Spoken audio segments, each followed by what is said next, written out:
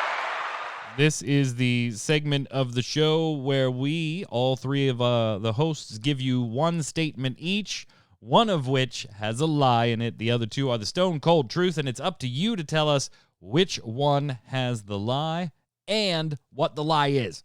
It's not enough to just say, there's the lie.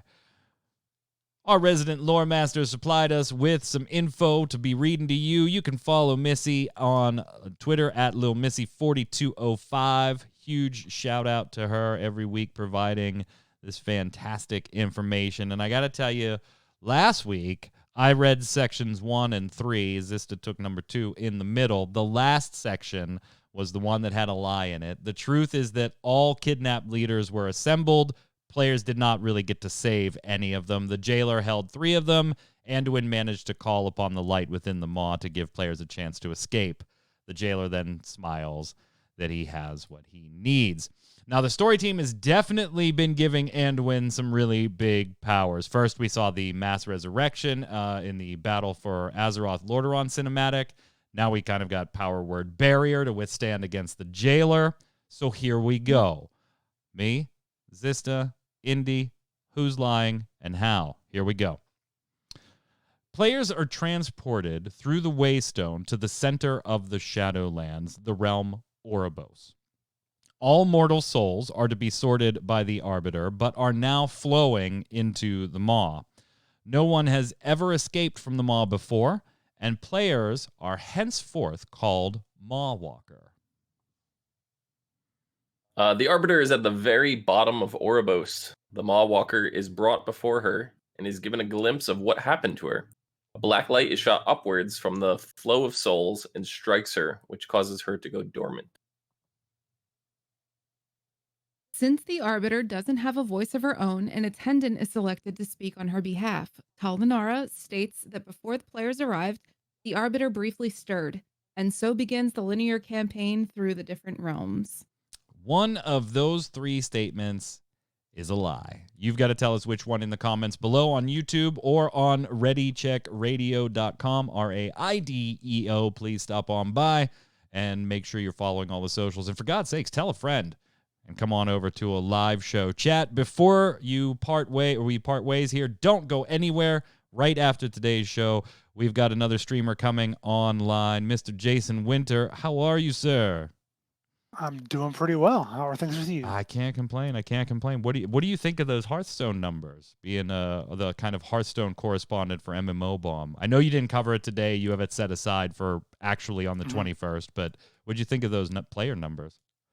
Bigger than I expected, honestly. Wow. A little bigger than I expected.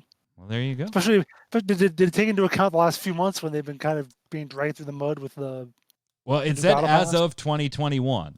So I don't think they're going to hold that 40% growth throughout this year, but we'll see. We'll see. What are you playing tonight? Going on, continue with Mass Effect Andromeda. Got a new planet to look at today, so join me for that. And more alien butts. Maybe butts, maybe not. I don't know yet. You can never tell when you're going to see some alien. I'll see if I can get the right decisions, make the right decisions for butts. I'll see if I can. There we go. Chat, stay tuned after the stream. After post show, we'll go dark for 10 seconds or so just to relabel everything from Mr. Jason Winter coming online. We will be back Tuesday, 7 p.m. for another edition of Snowbound. But make sure you join us Thursday nights at 7 p.m. Eastern for the Relic Grind. That's our Final Fantasy XIV Square Enix podcast. And on Saturdays at 7 p.m. Eastern for Gaming Gumbo, our weekly gaming wrap-up show. Until next Tuesday, Indy, where can everybody find you? You guys can find me on Twitch at Indy Garona and also Twitter and Instagram and all the socials. Indy Garona is the name everywhere. And I'm bringing back Fit Gamer, so stay tuned for all that fun stuff because it should be an adventure. There you go. Zista.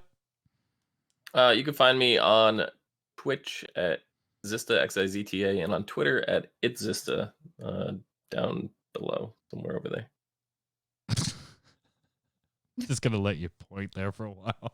I'm Mike Byrne. You can follow me personally on Twitter right there at MagicMan1. But more importantly, follow at RC Radio so you get tweets on all the shows and all the streamers when they're going live. Their schedules are also up on the site. Until next time, gang, stay safe, and we'll see you out on the server.